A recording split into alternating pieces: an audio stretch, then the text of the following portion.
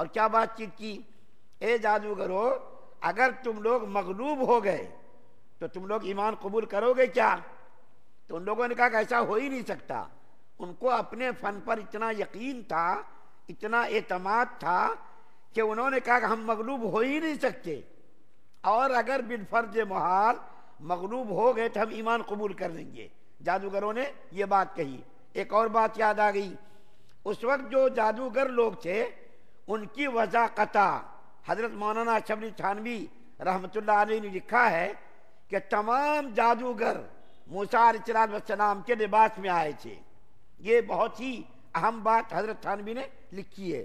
جتنے جادوگر تھے سب کے بدن پر موسیٰ علیہ السلام جیسی شکل اور لباس تھی۔ تو اللہ تعالیٰ نے، اب بتاؤں گا کہ اللہ تعالیٰ نے موسیٰ علیہ السلام کے لباس اور شکل کے اختیار کرنے پر تمام جادوگروں کو ایمان کی توفیق عطا فرمائی۔ یہ ضمنی بات تھی، ابھی بات عرض کرنی ہے۔ چنانچہ موسیٰ علیہ السلام نے ان سے بات کی، اور بات کرنے کے بعد انہوں نے وعدہ کیا کہ ہم تو پہلے تو مغلوب ہوں گے نہیں، شکست ہم کو ہوگی نہیں، کیونکہ جادو کے اندر ہمیں مہارت حاصل ہے، اس فن کے ہم ماہر ہیں، اور اگر ہم مغلوب ہو گئے اور آپ نے مجھ کو شکست دے دی تو پھر ہم ایمان قبول کر لیں گے۔ اس کے بعد جادوگروں نے کہا، اے موسیٰ علیہ السلام، پہلے آپ اپنا معجزہ دکھائیں گے یا ہم دکھائیں؟ تفسیر ابن کثیر کے اندر لکھا ہے کہ جادوگروں نے موسیٰ علیہ السلام کے احترام کیا۔ احترام کیا موسیٰ علیہ السلام؟ شکل کا، صورت کا بھی بہت فرق پڑتا ہے۔ نبی کا جاہ و جلال اور نبی کی شکل و صورت، ان کا روب، ان کی ہیبت، دیکھیے اتنے ہزاروں کی تعداد میں صرف 2 نبی ہیں، پھر وہ کہہ رہے ہیں کہ بتائیے آپ پہلے اپنا معجزہ دکھائیں گے یا ہم اپنا کرتب دکھائیں؟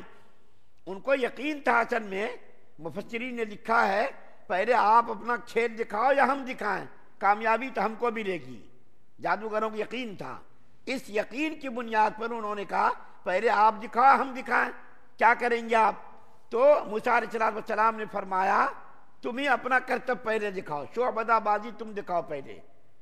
تو جادوگروں نے ان کے ساتھ جو رسیاں تھی، لاٹھیاں تھی، تمام جادوگروں نے اپنی اپنی لاٹھیاں، اپنی اپنی رسیاں میدان میں پھینک دیں، اور تمام جادوگروں نے تمام دیکھنے والوں کی آنکھوں پر کیا کر دیا؟ بندش کر دی۔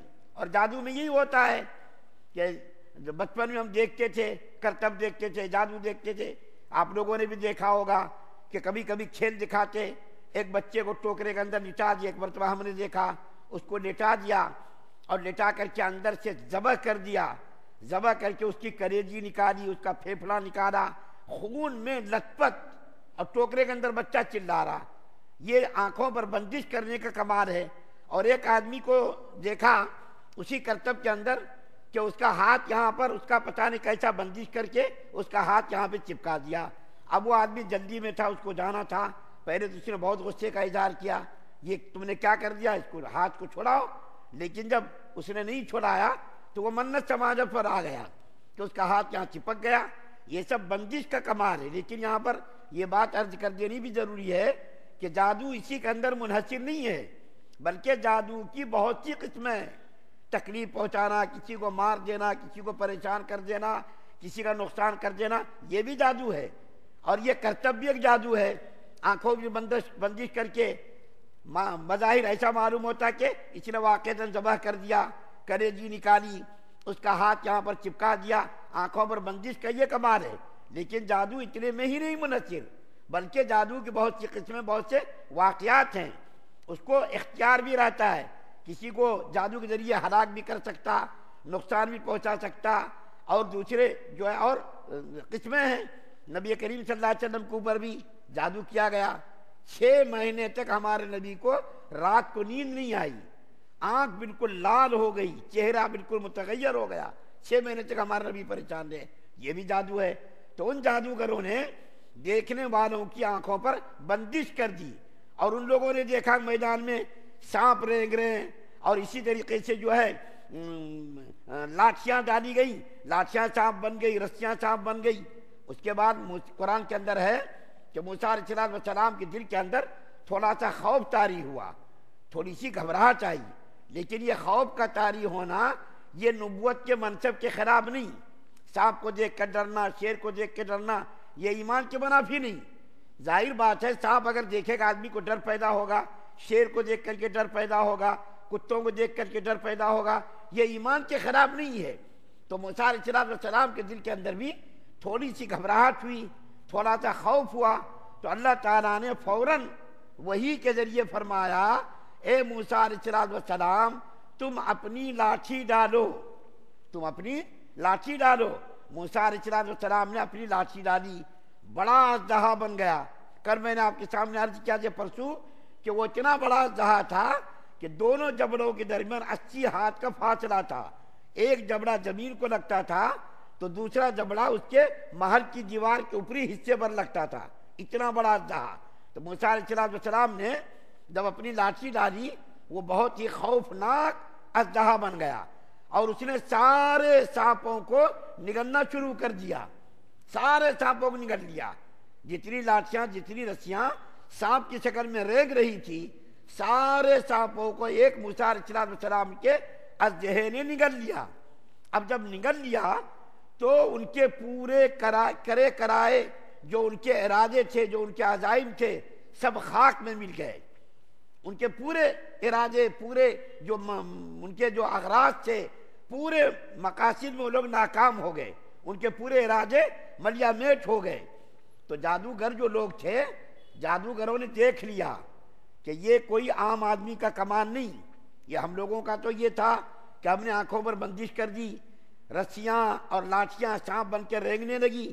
لیکن موسیٰ علیہ السلام کا یہ معجزہ یہ عام انسانوں کا کام نہیں، بلکہ اللہ تعالیٰ کی تائید اور اللہ تعالیٰ کی نصرت ان کے ساتھ ہے. جادوگروں نے فوراً دیکھ لیا اور اسی وقت جادوگر سب کے سب لوگ بے ساختہ طور پر سب کے سب لوگ سجدے میں گر گئے. سب کے سب سجدے میں گر گئے. اللہ تعالیٰ نے ان کے اوپر ایسی کیفیت طاری کر دی کہ جو ہے بے قصد و ارادے کے سب لوگ سجدے میں گر گئے. اور سب لوگوں نے کہا کہ ہم ایمان لائے رب موسیٰ و ہارون کے رب پر. اس کا تذکرہ آگے کے آیات میں آئے گا. پتہ یہ چلا کہ اگر حق پر چلنے والا حق پر ڈر جائے اور حق پر چلنے والا اگر استقامت کا مظاہرہ کرے تو اللہ تعالیٰ ہر زمانے میں حق پر چلنے والوں کو کامیاب اللہ نے کیا اور اب بھی کریں گے اور آئندہ بھی کریں گے. لیکن ہم لوگ حق پر چلنا نہیں چاہ رہے. بڑی تعداد آج دیکھیں عالم اسلام 52 ملکوں میں عالم اسلام بٹا ہوا ہے. 1 ارب 50 کروڑ مسلمان اس وقت دنیا میں بستے، لیکن ہماری کوئی حیثیت نہیں، ہمارا کوئی مقام نہیں، کیونکہ ہم نے حق پر چلنا چھوڑ دیا. شریعت کا دامن ہم نے چھوڑ دیا. رسول اللہ صلی اللہ علیہ وسلم کی سنت پر عمل پیرا ہم نے ہونا چھوڑ دیا، جس کی بنیاد پر ساری دنیا میں مسلمان اور ہم مغلوب ہیں. ایک زمانے میں کم لوگ ہو کر غالب ہوتے تھے اور آج ہم زیادہ ہو کر کے بھی مغلوب ہو گئے. نبی کریم صلی اللہ علیہ وسلم نے پیشین گوئی فرمائی تھی. ایک حدیث یاد آئی کہ ایک زمانہ ایسا آئے گا کہ تم جیسا تنکا پانی کے اوپر بہتا ہے تمہاری حیثیت بھی ایسی ہوگی. تو صحابہ کرام نے تعجب سے پوچھا یا رسول اللہ کیا ہم اس زمانے میں تعداد کے اعتبار سے کم ہوں گے کیا؟ تو اللہ کے رسول صلی اللہ علیہ وسلم نے فرمایا نہیں، تعداد تو تمہاری بہت زیادہ ہوگی. تعداد کے زیادہ ہونے کے باوجود بھی تم ناکام اور نامراد رہو گے. صحابہ کرام نے پوچھا یا رسول اللہ اس کی وجہ کیا ہوگی؟ تو اللہ کے رسول صلی اللہ علیہ وسلم نے فرمایا دولت کی ہوس اور موت سے نفرت، یہ 2 چیزیں ہوں گی جس کی بنیاد پر تم بزدل بن جاؤ گے. دولت کی ہوس ہوگی تمہارے اندر اور مرنا نہیں چاہو گے. موت سے تم کو نفرت ہوگی، جینے کی خواہش ہوگی، اس لیے تمہارے اندر بزدلی اور پس ہمتی پیدا ہو جائے گی. آگے جادوگروں کا حال ابھی اور باقی ہے. اور فرعون نے جادوگروں کے ساتھ جو مسلمان ہو گئے تھے اس کے ساتھ فرعون نے کیا معاملہ کیا اس کا تذکرہ انشاءاللہ آگے آئے گا. اللہ سے دعا ہے کہ اللہ تعالی ہم تمام مسلمانوں کو سننے زیادہ عمل کی توفیق عطا فرمائے. سبحان اللہ بحمدہ سبحانک اللہم.